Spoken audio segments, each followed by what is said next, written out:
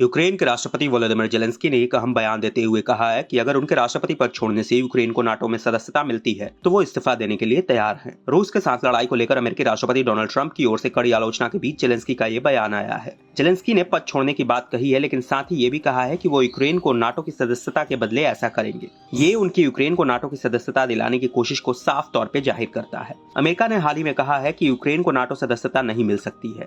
ऐसे में इस पर ट्रंप क्या रुख अख्तियार करते हैं, अब पूरी दुनिया की इस पर नजर टिकी हुई है। जेलेंस्की ने रविवार को एक प्रेस कॉन्फ्रेंस में कहा था कि अगर शांति के लिए मुझे अपना पद छोड़ना पड़े तो कोई दिक्कत नहीं है, मैं नाटो सदस्यता के लिए ऐसा करने को तैयार हूँ। मैं फिलहाल यूक्रेन की सुरक्षा पर अपना पूरा ध्यान केंद्रित कर रहा हूँ। मैं दशकों तक सत्ता में नहीं रहने वाला हूँ। मेरे लिए यूक्रेन सबसे ज्यादा अहम है। उन्होंने ये भी कहा कि वह अमेरिकी राष्ट्रपति को यूक्रेन के भागीदार के रूप में देखना चाहते हैं, न कि रूस के साथ मध्यस्थ के रूप में चाहते हैं। जेलेंस्की सोमवार को पश्चिमी नेताओं के साथ बैठक कर रहे हैं। उन्होंने कहा कि यूक्रेन के नाटो में शामिल होने के विषय पर बैठक में चर्चा होगी। उन्होंने उम्मीद जताई कि बैठक इस संबंध में एक महत्वपूर्ण मोड़ साबित होगी। जेलेंस्की फिलहाल यूक्रेन को नाटो सदस्यता दिलाने पर जोर देते दिख रहे हैं। इसके पीछे उनका मकसद भविष्य में यूक्रेन को रूस के किसी हमले से बचाना है।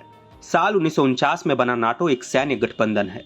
इसकी स्थापना अमेरिका, कनाडा, फ्रांस, ब्रिटेन और यूरोपीय देशों ने की थी। मौजूदा समय में इसमें 30 देश शामिल हैं। नाटो का प्रमुख सिद्धांत सामूहिक रक्षा है, यानी इस कूट में किसी भी देश पर हमला सभी सदस्यों पर हमला माना जाएगा। ऐसे में जाहिर है कि नाटो की सदस्यता से यूक्रेन की अंतर्राष्ट्रीय सैन्य सहायता बढ़ेगी। रूस को यूक्रेन पर हमला करने से पहले सोचना पड़ेगा। नाटो सदस्य बनने से यूक्रेन को सैन्य शक्ति की गारंटी रूसी आक्रामकता के लिए एक दृढ़ निवारक के रूप में कार्य करेगी। नाटो सदस्यता यूक्रेन को यूरोप की तरफ ज्यादा मजबूती से आकर्षित करेगी। साथ ही ये सदस्यता यूक्रेन को अमेरिका के साथ घनिष्ठ संबंध बनाने में भी मदद करेगी। इससे यूक्रेन को रूस के साथ युद्ध में काफी मदद मिल सकती है और साथ ही उसके प्रभाव क्षेत्र से दूर रहने में मदद मिलेगी।